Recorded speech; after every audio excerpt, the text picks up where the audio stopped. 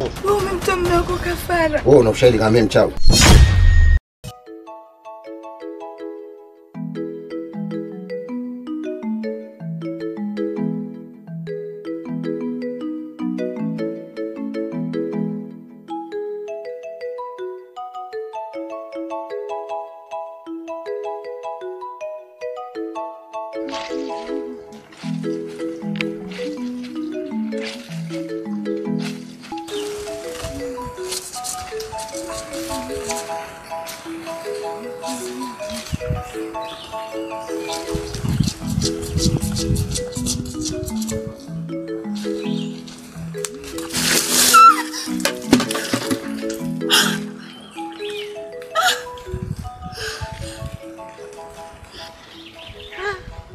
Nimefanya makosa wewe. Yaani mimi nikuogeshe wewe.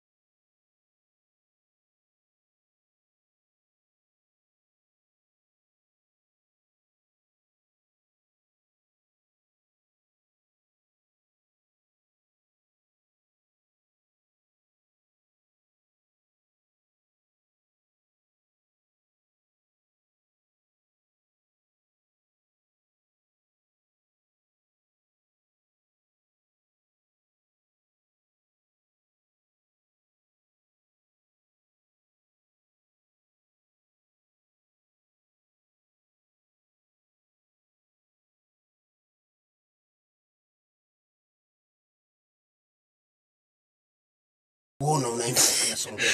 Nimeshakataza mimi. Wewe unang'ang'ania nini? Wewe funga sana mdomo wako. Mdomo wako.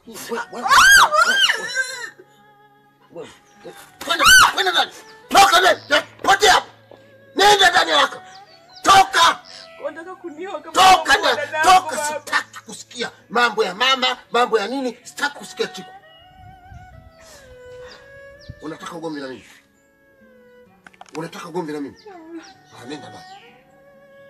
Toka! Kumabwe!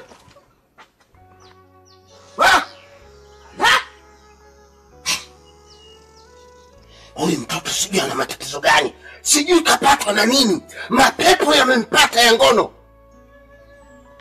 Shenzi sana. Babu.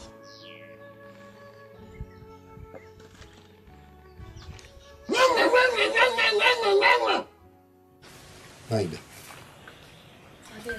Nimekuita hapa mwanangu. Nimekuita hapa uwanjani kwangu, sijakuita hata siku moja. Kuna jambo nataka nikueleze au nikuagize. Linalomhusu rafiki yako Chiku. Chiku mimi hanielewi. Chiku kuna siku anatoka hapa anaacha kazi za hapa. Anamwachia yule mwanao yule mdogo yule. Sisi tunakula mpaka vyakula vibovu.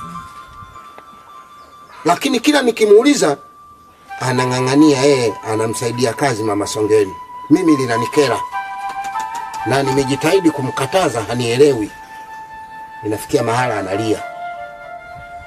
Anasusa hata kula mundani. Sasa nakutuma.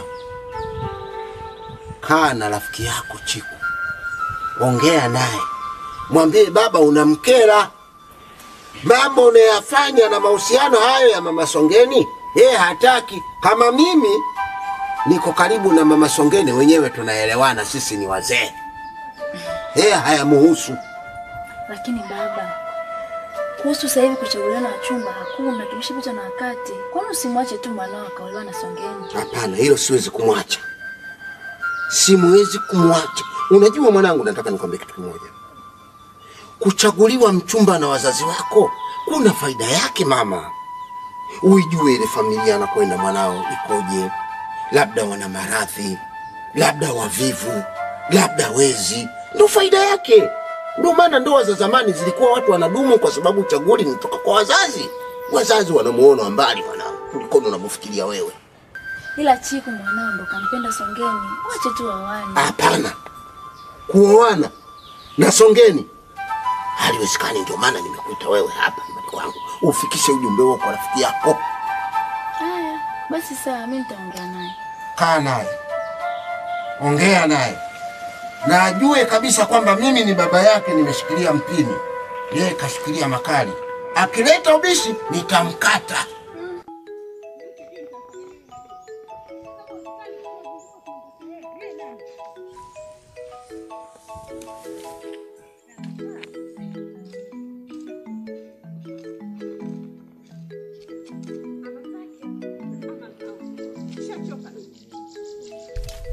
Unapita na maana utuone au? Utuone? Wewe. Naina yuko wapi? Si unauliza Naina yuko wapi? Unashinda kujibu nini? Sijui alipo Naina. Na kuuliza umemficha Naina? Nikupasue. Nenda kamwambie hivi. Ama zake ama zangu hapa kijijini. Asipo ama hichi kijiji. Nikwambia tu. Na kutuma kwa Naia. Mwambie Naia. Nitakapomuona nitakachomfanya. Dunia nzima itaandamana. Hivi? Unajua uchungu wa kuchukuliwa mume wewe? Ujue? Basi mwambie rafiki yako. Ninamtafuta kwa udi na uvumba. Hapo atanijua mimi ni nani. Au nianze naye huyo? Huyo muache tu. Unaona mwenyewe anatiatia huruma huyo. Potea. Tunamtafuta Naina. Yaani? Twende kwa hiyo Naina. Huyu Naina leo au tusimkuta. Mimi naomba leo usimuogope shoga yangu. Leo nionyeshe kama wewe ni mwanamke wa shoka. Yaani kubali, inawezekana pia akafanya kazi na pumbazi. Mimi nakwambiaje? yaani ajue mimi sijeni Songeni na hotel. Sababu leo ya mapanga haya. Mimi sijui leo nitafanya nini yule. Naina! Wanaina! Naina! Odi! Wanaina! Wana si utoke kwa ndani. Mwana Isaya usokuwa na haya wewe. Uko ndani hayupo. Utakuwa ameenda wapi mwanamke? Haukaenda huko mashambani kwao. Tukamtafute. Huyu leo sio kaza kutembea na ume za watu. Naina! Chiko atakuwa hayupo, tondoka utapoteza muda.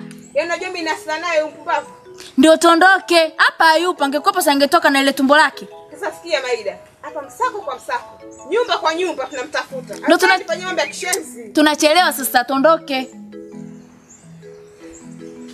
Naina! Sina masondoni sijui kwa wapi. Naina! Nishakwambia hivi. Tanda kule kwenye shamba lako. Ile la kule miego kule bondeni. Utakuwepo kule. Yaani mimi nasala naye jamani. Yaani sijui nitafanyaje unajua. Yaani Maida leo mtajifungua siku si zake. Hai, bwana Masicho kapumuliaga na maguru. Kabla miguu ya poa. Sawa kabisa. Sawa kabisa. Wala hamna tabu. Jamani, mimi nimeweta hapa. Katika kuweta hapa sio kwa kueleza kwa maneno tu, bali hata kwa macho yetu tunaona hali ya ukame iliyokumba kijiji chetu. Lakini miaka yote hii hali ya ukame si ndio tumeweza kuiondoa bila hatuende kujua. Sasa safari hii kama imekuja, nadhani mizimu inakumbusha kwamba muda umeshafika ule kutoa kafara.